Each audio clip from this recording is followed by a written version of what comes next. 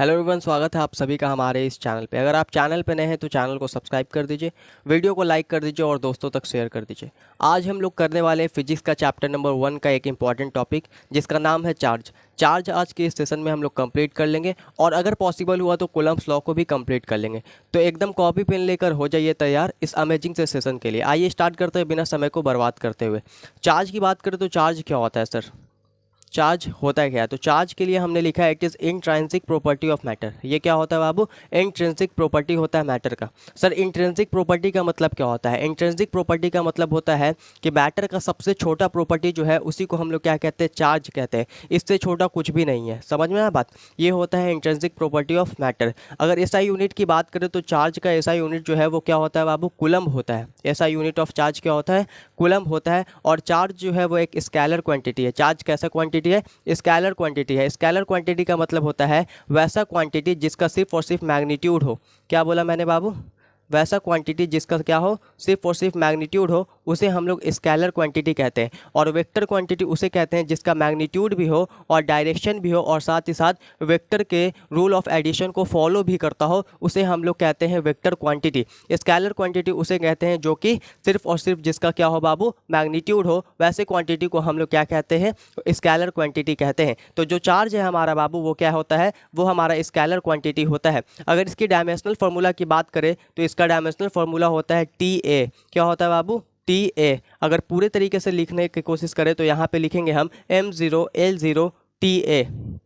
ये क्या है? ये है बाबू डायमेंशनल फार्मूला ऑफ चार्ज, जहाँ पे जो मास है वो ज़ीरो है, लेंथ जो है वो ज़ीरो है, टी जो है यहाँ पे टेम्परेचर को रिप्रेजेंट कर रहा है और ए जो है वो किसको रिप्रेजेंट कर रहा है? करंट को। और ये ए क्या है बाबू? ये है तुम्हारा एम्पियर। ये क्या है? एम्पियर है। कहीं कहीं पे इस ए के जगह पे आई भी दिया हुआ रह सकता है। समझ में बात? कहीं कहीं पे क्या होता है? इस ए के जगह पे आई भी दिया हुआ रह सकता है। अच्छा, अब बात करें तो चार्ज की, तो चार्ज जो है वो दो तरह का होता है, आप सभी को पता है। एक होता है आपका बाबू पॉजिटिव चार्ज और दूसरा होता है निगेटिव चार्ज। पॉजिटिव चार्ज की बात करें तो पॉजिटिव चार्ज का एग्जाम्पल होता है प्रोटॉन। पॉजिटिव चार्ज का एग्जाम्पल क्या होता है? प्रोटॉन होता है। और निगेटिव चार्ज की बात करें तो निगेटिव चार्ज का एग्जाम्पल क्या होता है? इलेक्ट्रॉन होता है। पॉजिटिव चार्ज का एग्जाम्पल होता है प्रोटॉन और निगेटिव चार्ज का एग्जाम्पल होता है इलेक्ट्रॉन। और इलेक्ट्रॉन जो होता है हमारा, इलेक्ट्रॉन जिसे हम ई से डिनोट करते हैं, किससे डिनोट करते हैं? ई से। उसका वैल्यू होता है बाबू 1.6 इंटू 10⁻⁹ कूलम। याद रखिएगा, ये बहुत इंपॉर्टेंट है। ई का जो वैल्यू है वो क्या होता है? 1.6 इंटू 10⁻⁹ कूलम। यहाँ पे मैंने लिख भी दिया = 1.60 इंटू 10⁻⁹ कूलम। ये आपको न्यूमेरिकल में मदद करेगा। तो यहाँ तक सारा बात क्लियर है।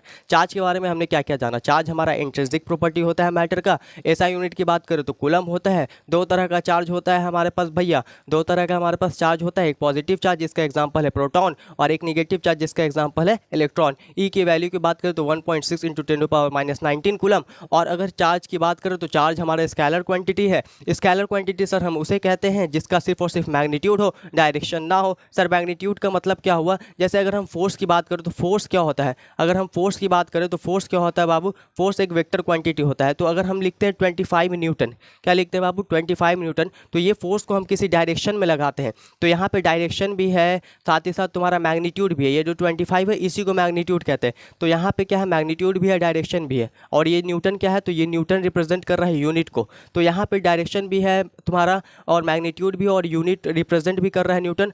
तो ऐसे क्वांटिटी को हम लोग क्या कहते हैं बाबू? ऐसे क्वांटिटी को हम लोग कहते हैं वेक्टर क्वांटिटी। लेकिन अगर हम बात करें 25 कूलम या 20 कूलम की बात करें तो 20 कूलम में जो हमारा 20 है, ये 20 ही हमारा क्या कहलाता है? मैग्नीट्यूड कहलाता है। और 20 कूलम जो है उसका कोई डायरेक्शन नहीं दिया गया है, दैट्स व्हाई ये तुम्हारा क्या है? स्केलर क्वांटिटी है।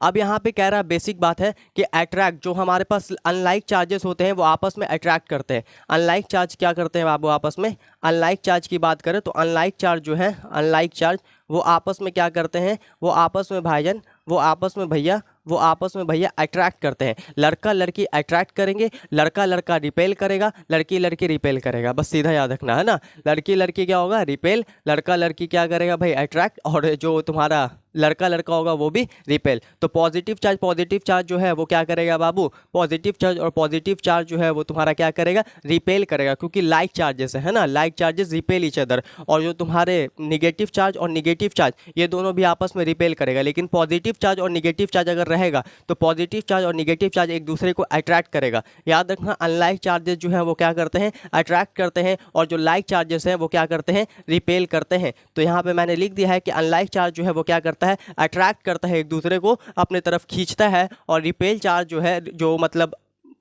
हमारा लाइक चार्ज जो है वो क्या करता है, एक दूसरे को रिपेल करता है। याद रखिएगा, जो लाइक चार्जेस है वो एक दूसरे को धक्का देता है, यानी कि रिपेल करता है। अब यहाँ पे पढ़ेंगे हम लोग quantization of charge. Quantization of charge क्या होता है, कह रहा charge on a body is the integral multiple of charge on a single electron that is Q equal to n e. Q equal to n e में यहाँ पे जो हमारा क्यू है वो क्या है, क्वांटाइजेशन ऑफ चार्ज है, और एन जो है वो क्या है बाबू, हमारा एन जो है वो हमारा इंटीजर है, और ई की बात करें तो ई हमारा इलेक्ट्रॉन है। तो यहाँ पे मैंने लिख दिया where E is the charge on a single electron. E जो है वो क्या है बाबू, चार्ज है सिंगल इलेक्ट्रॉन, एंड एन जो है वो हमारा क्या है, इंटीजर। अब बहुत सारे बच्चों को ये समझ में नहीं आता कि इंटीजर होता क्या है। तो देखो -3 -2 -1 0 1 2 3, मतलब माइनस से पॉजिटिव नंबर तक जो आप नंबर देख रहे हैं ये सब क्या कहलाता है तुम्हारा, ये सब तुम्हारा कहलाता है इंटीजर। मतलब माइनस, निगेटिव नंबर, 0 और पॉजिटिव नंबर ये सब क्या कहलाता है तुम्हारा, ये सब नंबर कहलाता है इंटीजर। तो यहाँ पे जो एन है वो किसको रिप्रेजेंट कर रहा है बाबू, वो रिप्रेजेंट कर रहा है तुम्हारे इंटीजर को। अच्छा ई क्या है सर, तो ई है हमारा इलेक्ट्रॉन, और क्यू क्या है, क्वांटाइजेशन ऑफ चार्ज। तो क्वांटाइजेशन ऑफ चार्ज का फॉर्मूला याद रखिएगा, Q equal to N E. याद रखिएगा भाई, डायरेक्ट सवाल आएगा, Q equal to N E, quantization of charge. अब यहां पे हम लोग पढ़ेंगे principle of conservation of charge. ये भी बहुत इंपॉर्टेंट टॉपिक है, एग्जाम में डायरेक्ट सवाल आता है। Principle of conservation of charge कह रहा है in an isolated system charge can neither be created nor be destroy. एक आइसोलेटेड सिस्टम में, यानी कि एक अकेले सिस्टम में चार्ज जो है ना ही बाबू तुम्हारा क्रिएट होता है और ना ही डिस्ट्रॉय होता है, ना ही क्रिएट होता है यानी ना ही बनता है और ना ही खत्म होता है। किसी एक आइसोलेटेड सिस्टम में जो चार्ज है ना ही बनता है और ना ही खत्म होता है। In an isolated system charge can neither be created nor be destroy. Charge जो है हमारा ना ही बनता है ना ही डिस्ट्रॉय होता है। जैसे हमने पढ़ रखा है कि एनर्जी जो है ना ही बनता है ना ही खत्म होता है, सिर्फ और सिर्फ ट्रांसफर होता है। इसी तरह जो चार्ज है वो ना ही बनता है और ना ही क्या होता है बाबू, खत्म होता है। याद रखिएगा, एग्जाम्पल के तौर पर हम यहाँ पे देख रहे हैं कि यहाँ पे 2 कूलम है और यहाँ पे 3 कूलम है, तो जो हमारा नेट चार्ज है वो टोटल कितना हो जाएगा, 5 कूलम हो जाएगा। और आगे कह रहा है कि अगर किसी बॉडी में ज़्यादा इलेक्ट्रॉन होता है तो वो जो हमारा बॉडी है वो कैसा होगा, निगेटिव चार्ज होगा, और अगर किसी बॉडी में प्रोटॉन ज़्यादा होता है तो वो बॉडी जो है वो हमारा कैसा होगा, पॉजिटिव चार्ज होगा। एकदम सिंपल सा है। अगर बॉडी में जो इलेक्ट्रॉन है उसका संख्या अगर ज़्यादा होता है तो वो बॉडी हमारा निगेटिव चार्ज होगा, और अगर प्रोटॉन का संख्या ज़्यादा होगा तो जो हमारा बॉडी है वो क्या होगा भाई, वो हमारा पॉजिटिव चार्ज होगा। क्लियर है एकदम। If a body has excess proton, अगर बॉडी में एक्सेस प्रोटॉन होगा तो चार्ज कैसा होगा, पॉजिटिव। अगर बॉडी में एक्सेस इलेक्ट्रॉन होगा तो चार्ज कैसा होगा, निगेटिव होगा। अब बात करते हैं कूलम्ब्स लॉ के ऊपर कि कूलम्ब्स लॉ क्या होता है। ये बहुत इंपॉर्टेंट टॉपिक है बाबू। कूलम्ब्स लॉ आपके एग्जाम में डायरेक्ट आता है 2 मार्क्स में। 2 मार्क्स में ये सवाल आपसे पूछा जा सकता है सब्जेक्टिव में कि कूलम्ब्स लॉ होता क्या है। तो कूलम्ब्स लॉ को अच्छे से समझोगे। कह रहा है 2 charge bodies according to Coulomb's law, यानी कूलम्ब्स लॉ के अनुसार द फोर्स ऑफ अट्रैक्शन और repulsion between 2 charge bodies is directly proportional to the product of their charges and inversely proportional to the square of the distance between them. क्या कह रहा है कि जो हमारे पास फोर्स है वो डायरेक्टली प्रोपोर्शनल है चार्ज के, प्रोडक्ट ऑफ 2 चार्जेस Q1 और Q2 के, और इनवर्सली प्रोपोर्शनल है अगर हम R स्क्वायर को मानते हैं डिस्टेंस, तो हमारा इनवर्सली प्रोपोर्शनल है किससे, डिस्टेंस से, है ना, डिस्टेंस के स्क्वायर से। तो आर को अगर हम डिस्टेंस मानते हैं तो हमारा जो इनवर्सली प्रोपोर्शनल में है वो क्या आ जाएगा, आर स्क्वायर आ जाएगा।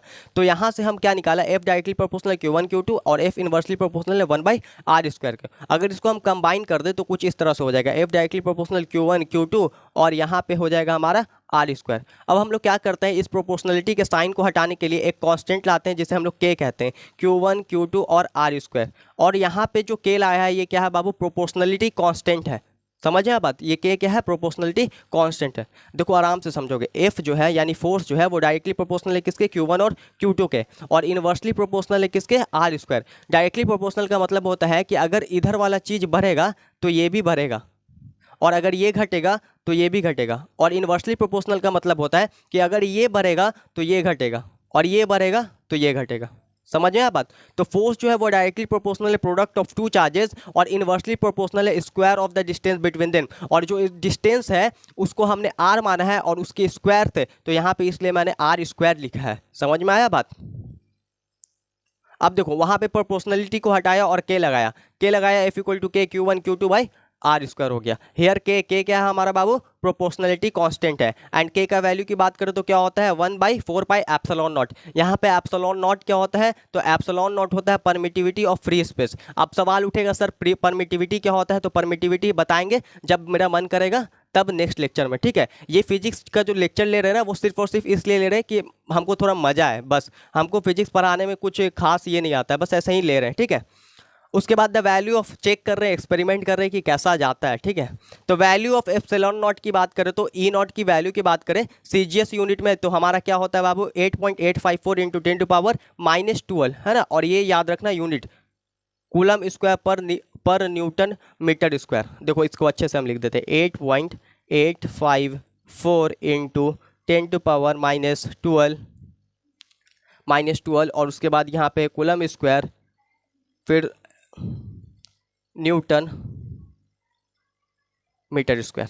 समझ में आया बात? ये है तुम्हारा किसका यूनिट भाई? तो ये है सीजीएस सिस्टम में, याद रखना सीजीएस सिस्टम में यूनिट है हमारा, ठीक है। सीजीएस सिस्टम में हमारा क्या है? यूनिट है। किसका यूनिट है? एप्सिलॉन नॉट का। डायरेक्ट पूछा जा सकता है बाबू। उसके बाद डायमेंशनल फॉर्मूला की बात करें एप्सिलॉन नॉट का तो वो क्या होता है m-1 l-3 T4 और आई स्क्वायर। यहाँ आई स्क्वायर के जगह पे ए स्क्वायर भी दिखने को मिल सकता है, तो लिख देते हैं अच्छे से m-1 l-3 फिर उसके बाद तुम्हारा T4 और ए स्क्वायर या फिर आई स्क्वायर। ये तुम्हारा डायमेंशनल फार्मूला हो गया। ये क्या हो गया? डायमेंशनल फार्मूला हो गया एप्सिलॉन नॉट का। और यूनिट क्या होता है? तो कूलम स्क्वायर पर न्यूटन मीटर स्क्वायर।